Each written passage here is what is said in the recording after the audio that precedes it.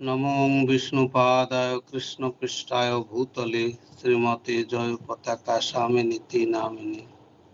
नमो आचार्यपादाय निताय कृपा प्रदायिने गौरकथा धामोदय नगर ग्रामतारिणे। नमो विष्णुपादाय कृष्णपृष्ठाय भूतले श्रीमते भक्तिवेदांत स्वामिनीति नामिने। नमस्ते सरस्वती देवी गौरवाणी प्रचारिणे निर्विशेष शून्यवादी पाश्चात्य देशतारिणी। ओं तत्सत् ओं तत्सत् ओं तत्सत्। সুধী ভক্তমণ্ডলী, আমরা আজকে ঝুলন যাত্রা সম্বন্ধে, ঝুলন যাত্রা কি সেটা জানব। এই ঝুলন যাত্রা এই সময়ে একটা বিশেষ গুরুত্বপূর্ণ ঝুলন যাত্রা। ভগবান যখন লীলা করেন তখন লীলাভূমিতে ভগবানকে দর্শনের জন্য এই বৃন্দাবনে বৃক্ষ লতা গুল্ম ভূমি সবকিছুই শান্ত রসের ভক্ত। এরা ভগবানকে দেখে শান্তি অনুভব করে, ভগবানকে সব সময় চিন্তন করে, স্মরণ করে। তো বৃন্দাবনটা শান্ত ভক্তের সমাবেশ। তো ভগবান যখন লীলা করতে অবতীর্ণ হলেন নন্দালয়ে, তো তখন ভগবান বলরাম এবং শ্রীকৃষ্ণ দুইজনে প্রয়াস করে যে আমরা খুব বল হয়েছে আমাদের, আমরা বড় হয়ে গেছি, আমরা গোচারণ করতে পারব। তো কেউ কোনোদিন শুনে না কথা, তো কেউ ধ্যানই দেয় না। তো ভগবান সাধারণত ভগবান যেটা চায় সেদিকে বেশিরভাগ আগ্রহ কম থাকে, অধিকাংশ ক্ষেত্রে দেখা যায়। তো ভগবান চাচ্ছে গরু চড়াতে, গোচারণ করবে।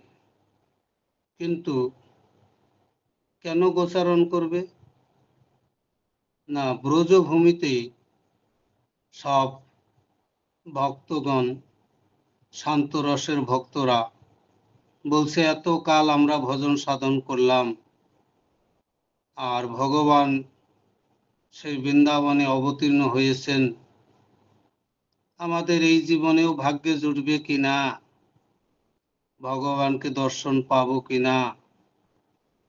বৃন্দাবনের মাটি,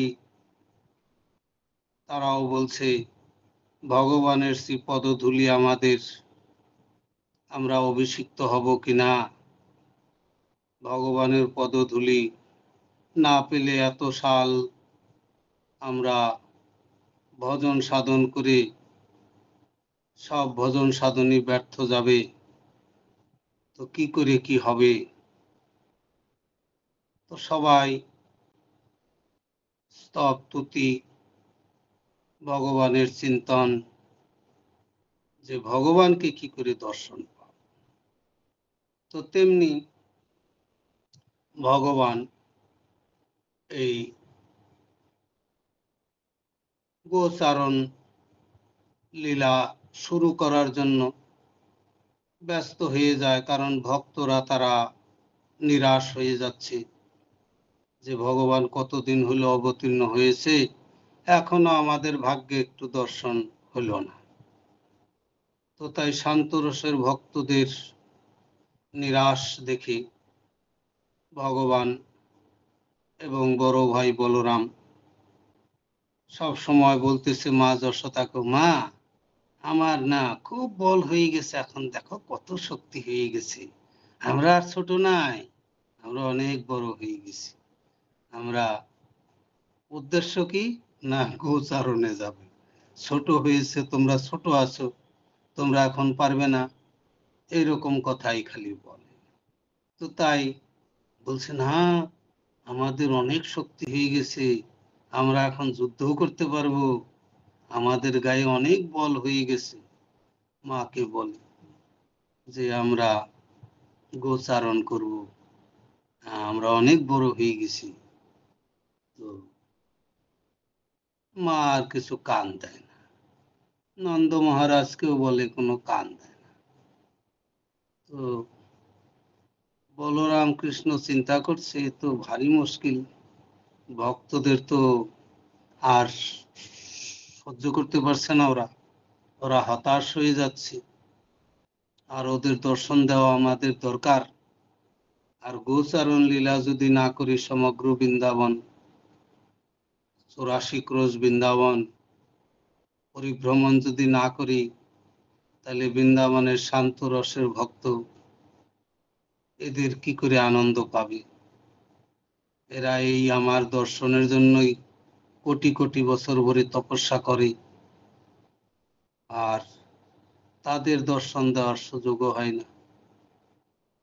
তো তখন কৃষ্ণ বলরাম গ্রামের বয়স্ক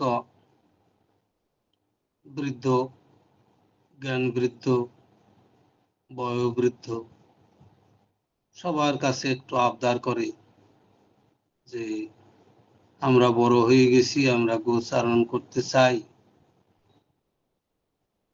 আর গোপরাও দেখছে গরু বড় হয়ে গেছে, এখন ছেলে পেলে বড় হয়ে গেছে তাদের, তারা ছেলে পেলেদের গোচারণে পাঠাবে। কিন্তু কৃষ্ণ বলরাম না গেলে কোনো গোপও যাবে না। এখন তাই তাদেরও কিছু কিছু সমস্যা, তাই তারা একদিন নন্দ মহারাজকে বলছে, নন্দ মহারাজ, কৃষ্ণ বলরাম এখন বড় হয়ে গেছে, ওদের গোচারণের সুযোগ দাও, ওরা ডেলি বলা বলি করছে। তো নন্দ মহারাজ বলছে, ঠিক আছে, কালকেই তাহলে ওদের পাঠাবো। তো আবার ভুলে যায়। এরকম করতে করতে তখন উপানন্দকে বলে, নন্দ মহারাজের ভাই। উপানন্দ বলে, ঠিক আছে, আজকে আমি বলবো। তো নন্দ মহারাজ যশোদাকে বলে, ওরা বড় হয়ে গেছে, ওরা গোচারণ করতে চায়, তো ওদের কেন মনটা ভেঙে দিচ্ছ? ওদের যেটা ওরা চায় সেটা ওদের করতে দাও, এখন বড় হয়ে গেছে। নন্দ মহারাজ অ্যালাউ করলো, কিন্তু মা যশোদা বলছে, না, এখন এই ছোট একটা বিড়াল দেখে ভয় পায় আমার ছেলে সেই কৃষ্ণ, না, ওকে দূরে পাঠানো যাবে না, ওকে এই বাছুর গুলা চড়াক।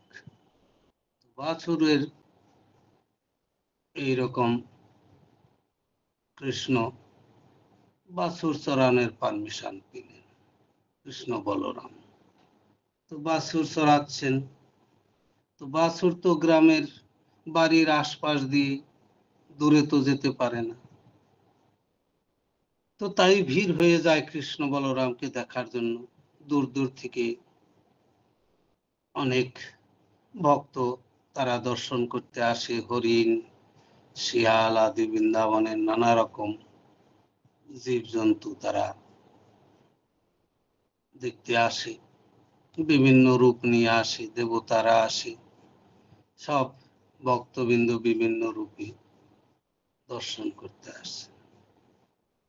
কিন্তু ব্রজভূমি চিন্তা করছে, আমরা তো স্থাবর, আমাদের ভাগ্যে আর হলো না বোধহয়, এইবারও আমাদের জীবনটা, ভগবান এসেও আমরা আর সেই দর্শন পেলাম, এইভাবে আফসোস।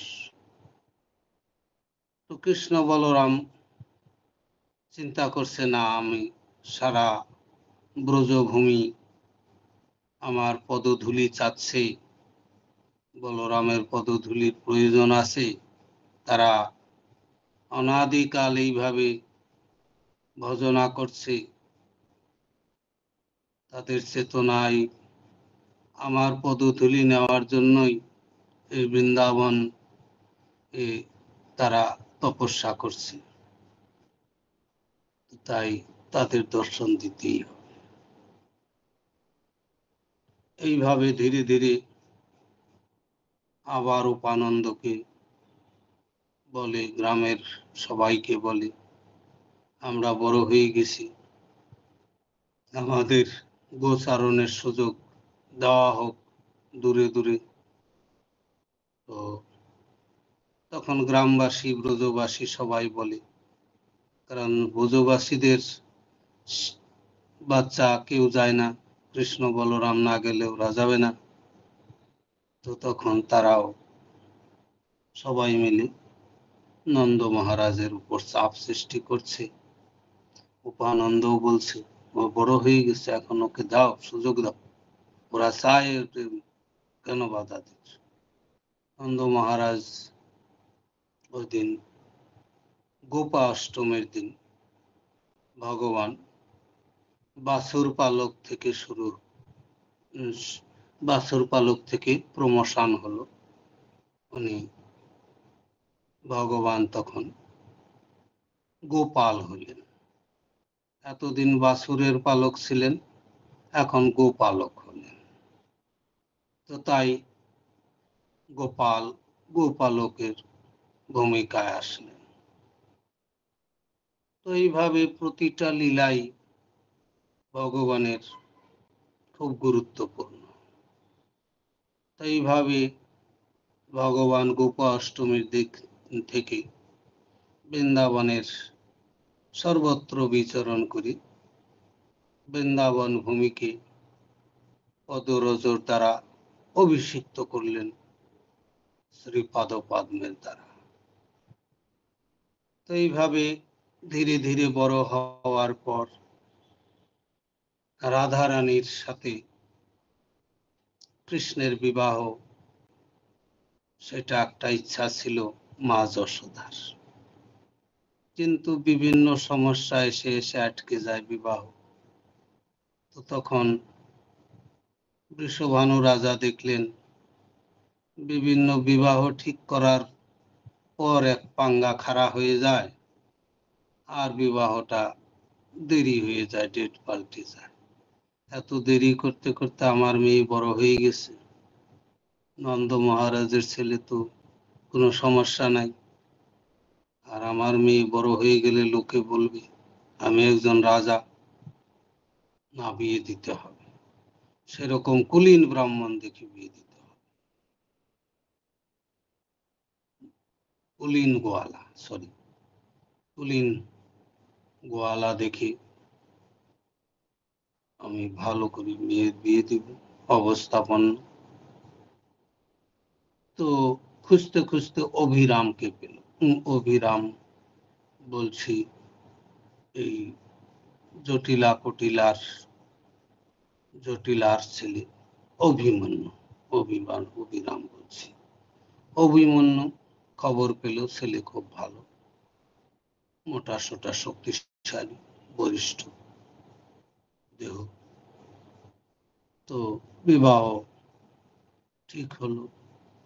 মা যশোদার ইচ্ছা ছিল, কিন্তু ইচ্ছাটা অন্যদিকে ঘুরে গেল বাদল। তখন মা যশোদা এইভাবে রাধা রানীর বিবাহের অনেক যৌতুক তৈরি করলেন, উপহার দিবেন। এইভাবে বিবাহ তো শর্টকাটে বলতে হচ্ছে, এগুলা আর বর্ণন করা যাচ্ছে না, আগে ঝুলনে আসবো। এইভাবে রাধা রানীর বিবাহ হওয়ার পর তো একদা রাধা রানীকে আর নিতে আসছে না বাড়ি থেকে। ভাদ্র মাসে সাধারণত মেয়েরা বাবার বাড়িতে থাকে, শ্বশুর বাড়িতে নতুন বউয়ের চরণ দর্শন করা অমঙ্গল বলে।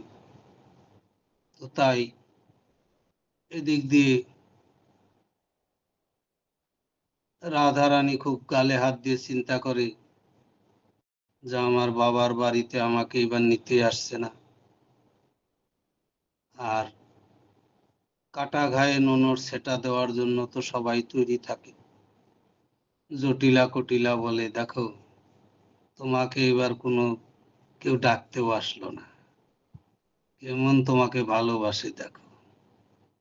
তোমার বাড়ির থেকে তোমার বাবা মা একটু বাড়িতে নেওয়ার জন্য এবার কোনো খবর আসে নাই। আর এমনিও ডেলি শাসানি দিচ্ছে জটিলা কুটিলা, তোমার আর ওই বাবার বাড়ি যেতে দেব না এবার। তুমি এই কৃষ্ণের সাথে, এটা সেটা নটখটে ছেলেটার সাথে তুমি চুরি চুপকে তুমি লীলা খেলা করো, আমরা সব দেখি, আমরা অনেক কিছু জানছি।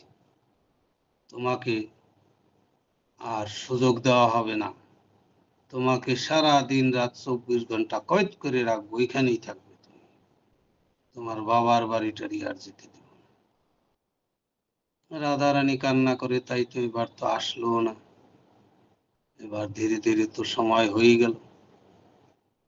তো তখন রাধারানী কৌশলে একটু খবর পাঠায় কাউকে দিয়ে, যে কি ব্যাপার, আমার কথা ভুলে গেছে, এবার শ্বশুর শাশুড়ি মা আমাকে গালমন্দ করে যে তোমাকে কেউ দেখতেই চায় না, তোমাকে ভালোবাসে না কেউ, তাই তোমাকে নিতে আসে না। তো খবরটা পেয়ে সঙ্গে সঙ্গে বৃষভানু সেই শ্রীদামকে পাঠালেন, যা তুই যাবটে যা, নিয়ে আয় রাধারানী। তো যাবটে যাওয়ার আগে জানে যে আমার মেয়েকে তো পাঠাতে চাবে না সহজে, তো তাই জটিলা কুটিলাকে সন্তুষ্ট করার জন্য বিভিন্ন শাড়ি বস্ত্র, ভালো ভালো শাড়ি, ভালো ভালো দামি দামি খাবার, পাকান, হিন্দিতে বলে পাকওয়ান, আমরা নরম ওয়াক বিভিন্ন রকম জিনিস বলি, বিভিন্ন মিষ্টি তৈরি করা হয়। তো তাই পাঠাচ্ছে। এদিক দিয়ে মা কীর্তিদা খুব চতুর, বুঝতে পারছে আমার মেয়েকে ছাড়বে না জটিলা কুটিলা, ওদের সন্তুষ্ট করার জন্য বেশি করে জিনিস দিলে ওরা খুশি হয়ে আমার মেয়েকে পাঠাবে। তো তাই খুব খুশি মতো অনেক আইটেম বানিয়েছে, কাপড় চোপড়, প্রচুর গয়নাগাঠি, জটিলা কুটিলাকে সন্তুষ্ট করার জন্য। তো এইভাবে আসার পরে জটিলা কুটিলাকে যখন জিনিসগুলা দিয়েছে, তখন সন্তুষ্ট হয়ে গেছেন, হ্যাঁ বাবা ঠিক আছে, তাহলে নিয়ে যাও, খুব সাবধানে, ওকে বাইরে যেতে দিবা না, ওই কৃষ্ণের সাথে যেন মিলে না। তো খুশি হয়ে আর বাধা কেটে গেছে। তো রাধারানী গিয়েছে। রাধারানী যাওয়ার পরে তো কৃষ্ণের সাথে এই ঝুলন যাত্রা তো হয়। তো এইভাবে রাধারানীর যাওয়ার মঞ্জুরি পেয়ে গেল। আর জটিলা কুটিলা জীবনে যা দেখে নাই সব সাজ সরঞ্জাম দেখছে, সুন্দর শাড়ি, সেই ছায়া ব্লাউজ, বিভিন্ন রকম পাঠিয়েছে রাজা, রঙে রঙের এবং গয়নাগাঠি। তো জটিলা কুটিলা দুইজনেই খুব খুশি, বারবার দেখছে, দামি দামি জিনিস পাঠিয়েছে। তো এইভাবে রাধারানী বৃষভানু রাজার বাড়িতে গেলেন। বিশ্বভানু বাড়িতে যে রাধারানী দোলনায় দোল খাচ্ছে, দোলনা বানিয়েছে, সে দোলনায় দোল খাচ্ছে। ললিতা বিশোকা আদি সখী সব ভিড় করছে খুব সুন্দরভাবে। তো কৃষ্ণ খুব উদ্গ্রীব যে রাধারানীর সাথে দোলনায় দোল খাবে। তো কৃষ্ণ একদা রাধারানী বসে আছে, সামনে ময়ূর হয়ে কৃষ্ণ রাধারানীর কাছে এসে বলছে,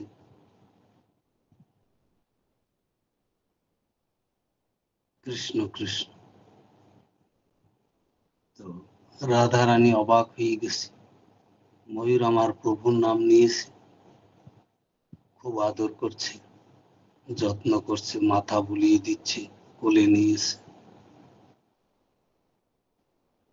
আদর করতে করতে তো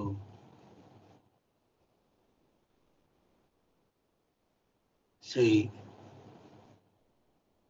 এক গুফায়, এক মানে কুঞ্জে আর কি, রাধারানী ময়ূরটা নিয়ে আদর করছে। আর এদিকে খাবার সময় হয়ে গেছে, সবাই খুঁজছে রাধারানী কোথায়, রাধারানী কোথায়।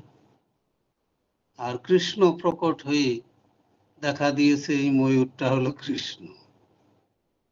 তো রাধারানী তো খুব খুশি, কৃষ্ণকে পেয়ে একদম কুঞ্জে আরামসে বিলাস করছে।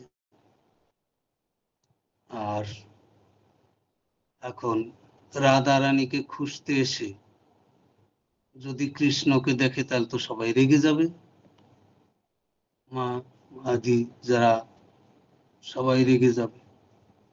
তো ঝট করে কৃষ্ণ, যারা যখন ডাকতে আসছে তখন ঝট করে আবার কৃষ্ণ ময়ূর হয়ে গেছে। তো এইভাবে ধরা পড়ে নাই। এইভাবে কৃষ্ণ আসেন।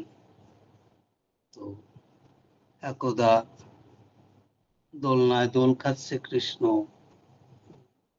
বসে গেছে দোলনায়। তো সবাই গোপীদের আনন্দ হয়ে গেছে যে রাধা কৃষ্ণের ঝুলাবো বসেছে। তো এটা বিশেষ গুরুত্বপূর্ণ যে রাধা কৃষ্ণের ঝোলায় দোলনায় দোল খাওয়ানো। এই সংসারে সবাই তো দোল খাচ্ছে, সংসারে মায়ার দোলনায় চড়ে মায়ায় সবাইকে দোলনায় দোল খাওয়াচ্ছে, সংসারে সবাই ঝুলছে। তো ঝুলছে কিন্তু বুঝতে পারছে না, আপনা আপনি সংসার সবাইকে দোলাচ্ছে, নাগর দোলার মতো। দোলনায় যেমন দোলায়, তেমনি সংসারে প্রতিটা জীব দোলছে। কেউ কামনা বাসনার দোলনায় চড়ে দুলছে, কেউ আবার কাম লালসার চরিতার্থের দোলনায় দোল খাচ্ছে, কিন্তু রেহাই পাচ্ছে না, কোনো ছুটকারা পাচ্ছে না কেউ অর্থ করির দিকে। তো সবাই এরকম অনাদিকাল থেকে সংসারে ঝুলছে, চাচ্ছে যে আমাদের এই সংসার থেকে বেরোতে হবে, মায়ার জাল থেকে বেরিয়ে আমরা ভগবত ধামে ভগবানের সেবায় যুক্ত হতে হবে। কিন্তু কেউ বলেই কিন্তু কেউ ছাড়তে পারে না সংসারটাকে। এইভাবে অনাদিকাল দোলতে থাকে। এই দোলনায় দোল খেতে খেতে তারা এই সংসার ত্যাগও করতে পারে না, আর সংসার থেকে, দেহ বন্ধন থেকে ছুটকারাও পায় না। তো তাই এই যে কৃষ্ণ রাধা কৃষ্ণের যে দোলনার দোল খাচ্ছেন, একবার রাধা কৃষ্ণকে যদি দোলনায় দোল দেওয়া যায়, তাইলে এই সংসার বন্ধন, মায়ার দোলনা থেকে রেহাই পায়। এই সংসার থেকে যে ঝুলছে অনাদিকাল থেকে, সংসার এই দোল খাচ্ছে, এটা একমাত্র ছুটে যায় ভগবান এবং রাধা রানীর দোলনায় বসিয়ে যদি একটু দোল খাওয়ানো যায়, দোলানো যায় এবং রশি টানা যায়, তো সেটা ভববন্ধন মুক্ত হওয়ার একটা বিশেষ উপায়। সেই রাধা কৃষ্ণকে দোল খাওয়াচ্ছে, কারণ তার সংসারের দোল খাওয়া থেকে রেহাই পেয়ে যাচ্ছে চিরতরে। তো এইভাবে আমরা দেখছি যে এই ঝুলনে এটা একটা বিশেষ সময়। সাধারণত বৃন্দাবন মেঘলা মেঘলা ভাব থাকে এবং কাজকর্ম এই সময় একটু কম থাকে এবং প্রকৃতি খুব হারা ভরা থাকে, সবুজ। আর এই সময় কাজকর্ম কম থাকে, তাই সবাই এইভাবে দোলনায় দোল খাওয়ার ব্যবস্থা করে গোপীরা। রাধা কৃষ্ণের যে ঝুলন যাত্রা, রাধা এবং কৃষ্ণকে সেই রকম সাজে সুসজ্জিত করে, বন ফুল মালা দ্বারা সুন্দরভাবে সাজায় এবং দোলনাকেও কি সেই সুন্দরভাবে সাজায় এবং নানা রকম বন ফুলের মালা গাঁথে এবং রাধা কৃষ্ণের গলায় পরিধান করায় এবং এইভাবে অপূর্ব সুন্দর দোলনা সুসজ্জিত করে, যেটা ভগবানের এবং ভগবানের প্রেয়সী শ্রীমতী রাধারানী দোল খাবে, তার জন্য প্রস্তুতি কাজও চলে অনেক দিন থেকে, যে কত সুন্দরভাবে সাজানো যায়। তো এইভাবে অপূর্ব সুন্দর দোলনায় অলঙ্কারে সুসজ্জিত, ফুলে ফলে সুসজ্জিত, আর এই সময় ফলও খুব ভালো হয়। বর্ষাকালে সাধারণত অনেক ফল হয়, তো এইভাবে দেখা যায় ফল ফুটেরও কম নাই আর পুষ্পেরও কমি নাই। এইভাবে খুব সুন্দরভাবে রাধা কৃষ্ণের দোলের ব্যবস্থা গোপীগণ করে এবং গোপীগণ এইভাবে দোলনায় দোল খাওয়ায়।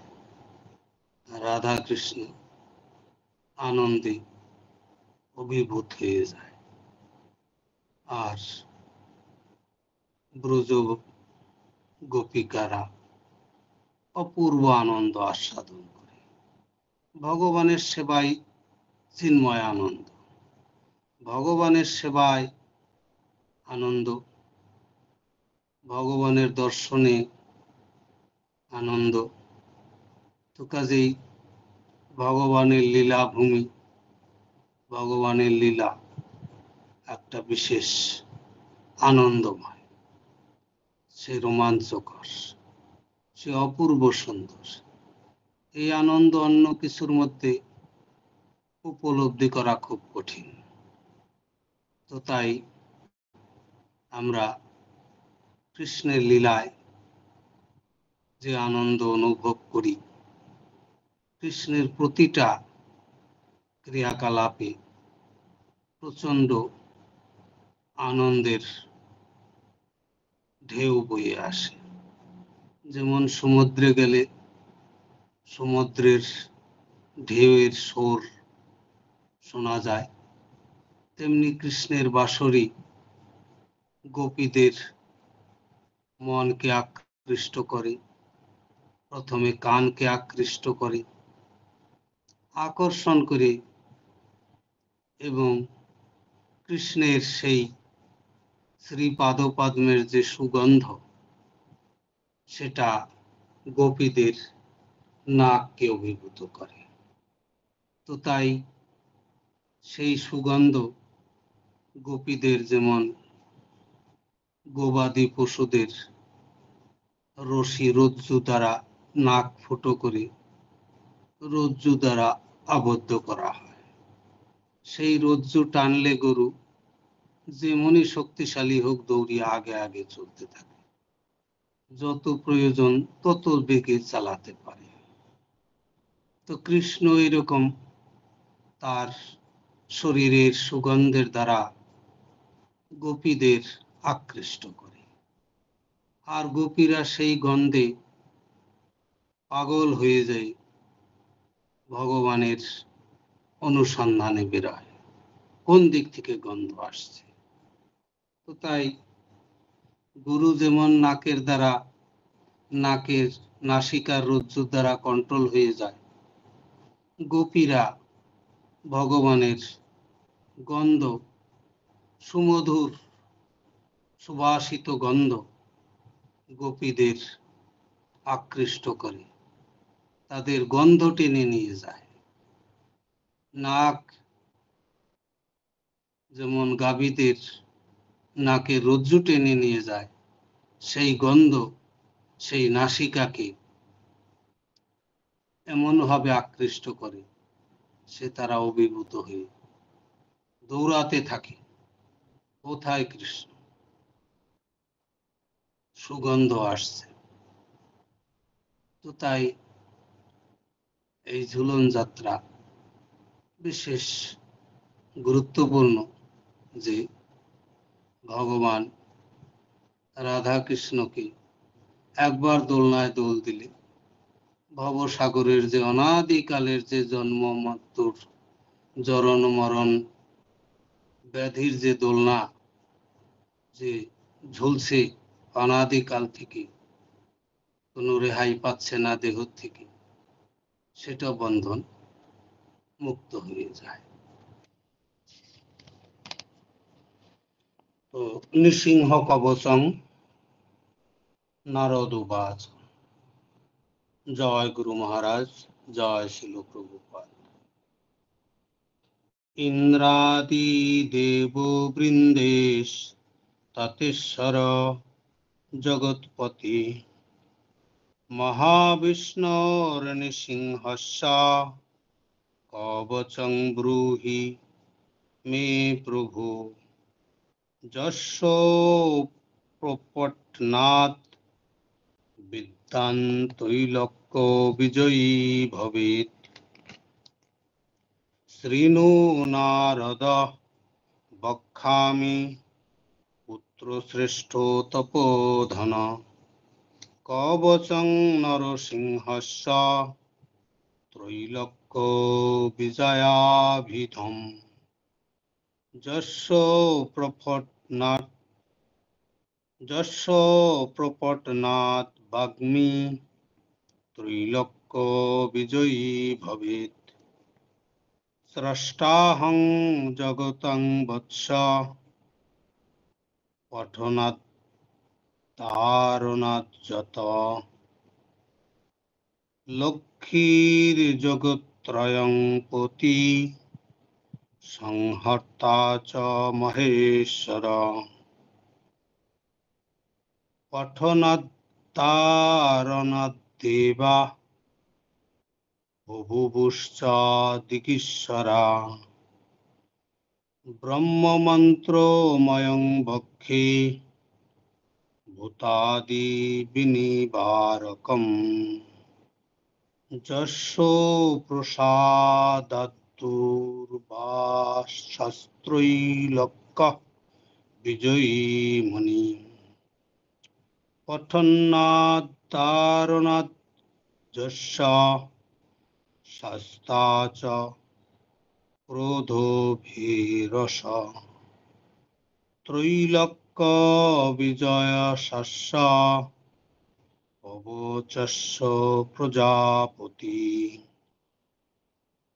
ঋষিশ্চন্দশ্চ গায়ত্রী নৃসিংহ দেবতা বিভু শ্রৌং বৃজং মে শিরঃ পাতু চন্দ্রবর্ণ মহামনু উগ্রং বীররং মহাবিষ্ণুং জ্বলন্तं সর্বতোমুখং নৃসিংহং ভীষণং ভদ্রং মৃত্যুর্মৃত্যুং নমাম্যহম দাত্রিং সদক্ষর মন্ত্রো মন্ত্রো রাজা সুরদ্রুম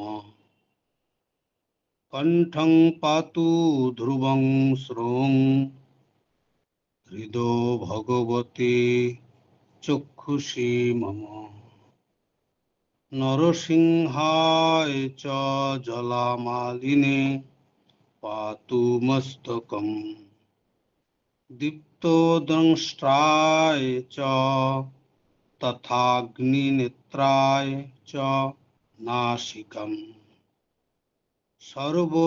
सर्वरक्षघ्नाय सर्वभूतविनाशनाय च सर्वजरो विनाशाय दहो दहो पचोदयम् रक्ष रक्ष सर्वमन्त्र साहा पातु मुखं मम तारादिराम चन्द्राय नमः पायाद्गुदं मम क्लीं पायात् पाणिजुग्मं च तारं नमो पदं तत नारायणाय पार्श्वं च आं ह्रीं क्लौं स्रौं च हुं फट् शरक्षरो कोटिं पातु ॐ नमो भगवते पदं वासुदेवाय च पृष्ठं क्लीं कृष्णाय उरुधयम् क्लीं कृष्णाय सदा पातु जानुनी च मनुत्तम क्लीं ग्लौं क्लीं श्यामलंगाय नमो पायात् पदोदयम् श्रौं नरसिंहाय श्रौं स सर्वांग हं मे सदा भूतु इति ते कथितं वत्स सर्वमन्त्रो गोपीग्रहम् तव स्नेहान्मया ख्यातं प्रवक्तव्यं न कस्यचित् गुरुपूजां विधायात गृह्यात् कवचं तत् सर्वपुण्ययुतो भूत्वा सर्वसिद्धियुतो भवेत् शतमष्टोत्तरञ्चैव पुरुषश्च विधिस्मृत हवनादीन् दशांशन् कृत्वा साधकसत्तम ततस्तु सिद्धकवच पुण्यात्मा मदनोपम স্পর্ধামুদ্ধায় ভবনে লক্ষ্মীবাণী বসেত্তত পুষ্পাঞ্জল্যষ্টকং দ্রষ্টা মূলৈনৈব পঠেৎ সক্রেৎ অপি বর্ষো সহস্রাণং পূজায়া ফলমাপ্নুয়াৎ ভুর্জে বিলিক্ষ গুটিকাং স্বর্ণাস্থাং ধারয়েৎ যদি কণ্ঠে বা দক্ষিণে বাহৌ নরসিংহ ভবেৎ স্বয়ং যস্যিৎ বামো ভুজে চৈব পুরুষ দক্ষিণে করে বিভ্রিয়াৎ কবচং পুণ্যং সর্বসিদ্ধিযুতো ভবেৎ কাকবন্ধা চ যা নারী মৃতবৎসা চ যা ভবেৎ জন্মবন্ধা নষ্টপুত্রা বহুপুত্রবতী ভবেৎ কবশস্য প্রসাদেন জীবনমুক্ত ভবেন্নর তৈলক্যং শ্রয় ভয়তেব তৈলক্য বিজয়ী ভবেৎ ভূত প্রেত পিশাচশ্চ রাক্ষসা দানবাশ্চজি তং দৃষ্টা প্রলয়ন্তে দেশাদ্দেশান্তরং ধ্রুবম যস্মিন গেহে চ কবচং গ্রামে বা যদি তিষ্ঠতি তং দেশন্তু পরিত্যজ্য প্রজান্তি চাতি দূরত ইতি শ্রী ব্রহ্ম সংহিতায়াং তৈলক্য বিজয়ং নাম শ্রী নৃসিংহ কবচং সম্পূর্ণম।